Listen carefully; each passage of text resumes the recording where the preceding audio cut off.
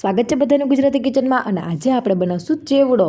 તો ચેવડો બનાવવા માટે સૌ પ્રથમ પહેલાં આપણે મમરા વઘારવાના છે. એ વિડીયો લેવાનો બાકી રહી ગયો છે કેમ કે મિત્રો અમારી ઘરે આવતા હતા મહેમાન, એટલે ફટાફટી છે ને મેં મમરા વઘારી નાખ્યા હતા મિત્રો. જો બાથી કૂટીને મમરા વઘારી લીધા. મમરા વઘારી ગયા ને એટલે એમાં વેફર તળેલી નાખી દીધી છે, પાટા નાખી દીધા છે, ખમણ નાખી દીધું છે અને મમરી નાખી ગઈ બરાબર. અને હું બેસી ગયું હલાવવા, એકદમ મસ્ત સરસ હલાવીને મિક્સ કરી દીધો છે.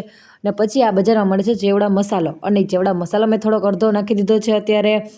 કેમ કે અમારી ઘરે છે ને મિત્રો ઝાઝા બલ્કમાં ચેવડો બનતો હતો, કેમ કે મારી નાની બેન છે ને હોસ્ટેલમાં ભણે છે. તો હોસ્ટેલમાં તો તમને બધાને ખબર જ હોય કેટલો ચેવડો લઈ જવો પડે, કેમ કે ત્યાં થતી હોય ભેળ, ને ભેળમાં તો ચેવડો જોઈએ ને જોઈએ જ.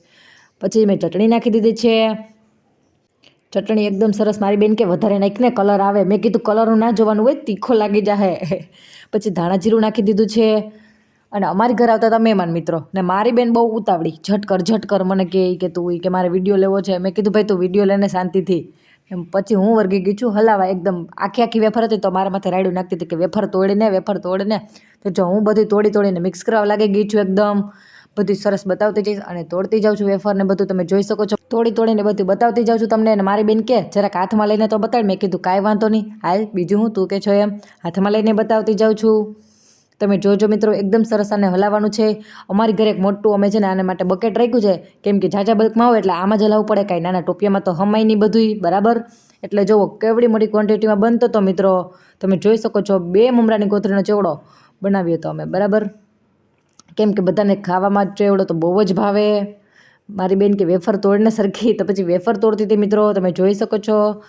તમારી ઘરે ચેવડામાં શું નાખો છો ને એ જરૂર બતાવજો. અમે તો જો આટલું બધું મિક્સિંગ કરીએ છીએ ને, હજી તો આગળ હું કેટલું નાખીશ તમે આખો વિડીયો જોજો એટલે તમને ખબર પડે બધાને કે અમે ચેવડામાં કેટલું બધું મિક્સ કરીએ છીએ.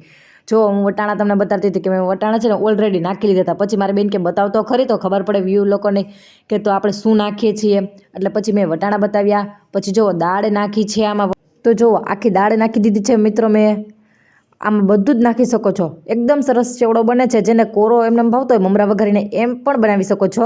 અમે તો બધું નાખીએ. જુઓ હવે મેં મગ નાખ્યા છે, એટલે એનાથી છે ને સરસ ચેવડો ભાવે. મારા પપ્પાને તો છે ને બધું નાખેલો ચેવડો જોઈએ, એટલે અમારા ઘરમાં તો આવી જ રીતે ચેવડો બને.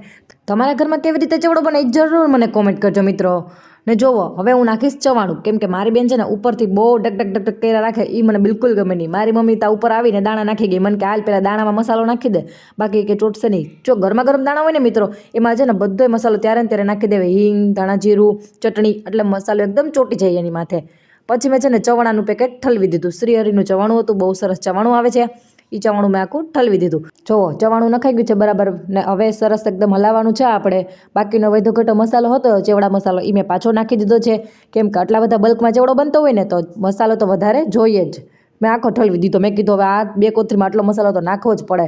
મેં આ થોડોક અગાઉ નાખ્યો ને થોડોક પાછળથી નાખ્યો. અને હું હે ને દાણા હલાવવા વર્ગી હતી, તો મારી મમ્મી કે દાણાને મૂકી ને આખો ચેવડો હલાવ હરખો. તો પછી ચેવડો હલાવવા વર્ગી ગઈ અને દાણાને ચેવડો એકદમ સરસ મિક્સ કરી દીધો હોય ને મિત્રો જોઈ શકો છો એકદમ સરસ ચેવડો બની ગયો છે.